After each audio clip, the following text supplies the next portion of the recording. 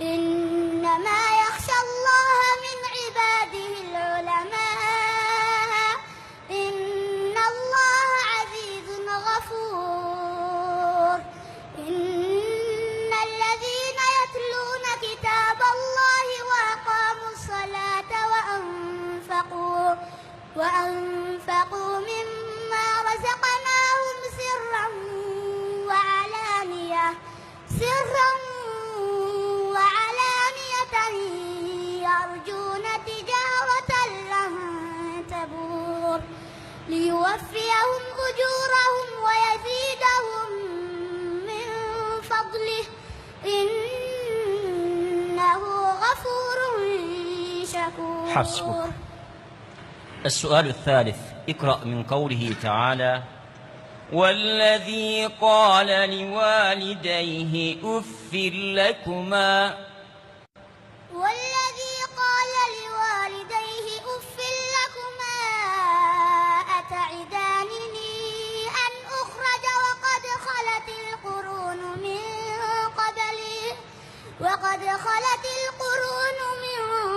قبلي وهما يستغيثان الله ويلك آمن إن وعد الله حق فيقول ما هذا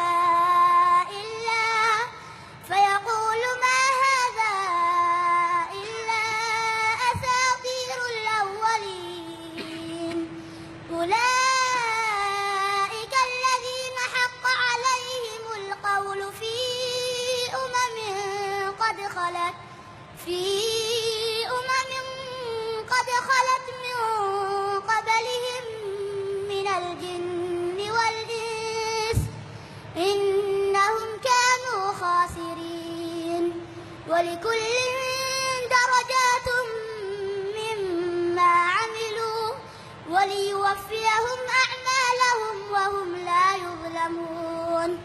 ويوم يعرض الذين كفروا على النار أذهبتم طيباتكم في حياتكم الدنيا واستمتعتم بها فاليوم تجزون عذاب الهون بما كنتم تستكبرون في الأرض بغير الحق وبما كنتم تفسقون. واذكر أخا عاد إذ أنذر قومه بالأحقاف وقد خلت النذر من بين يديه ومن خلفه ألا تعبدوا إلا الله إني أخاف عليكم عذاب يوم عظيم. قالوا أجئتنا لتأفكنا عن آلهتنا فأتنا بما تعدنا إن كنت من الصادقين. قال إنما العلم عند الله وأبلغكم ما أرسلت به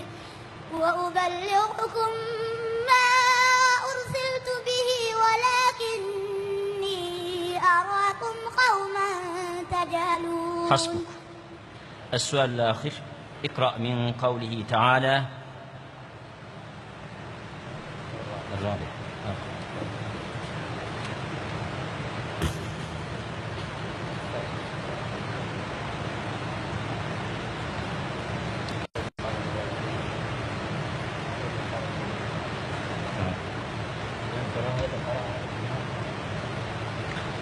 السؤال الرابع، اقرأ من قوله تعالى ودانية عليهم ظلالها وذللت قطوفها تذليلا. ودانية عليهم ظلالها وذللت قطوفها تذليلا. يطاف عليهم بآنية من فضة وأكواب كانت قوارير من فضة قدروها تقديرا.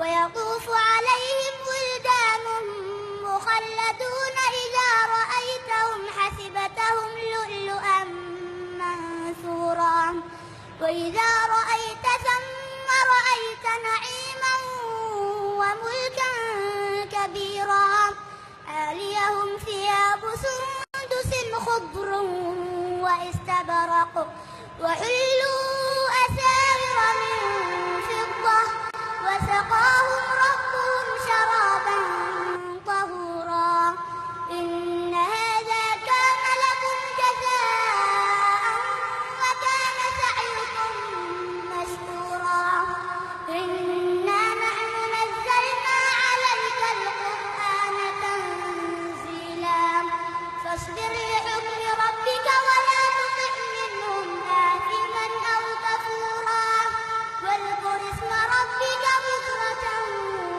وأصيلا ومن الليل فاسجد له وسبحه ليلا طويلا إن هؤلاء يحبون العاجلة إن هؤلاء يحبون العاجلة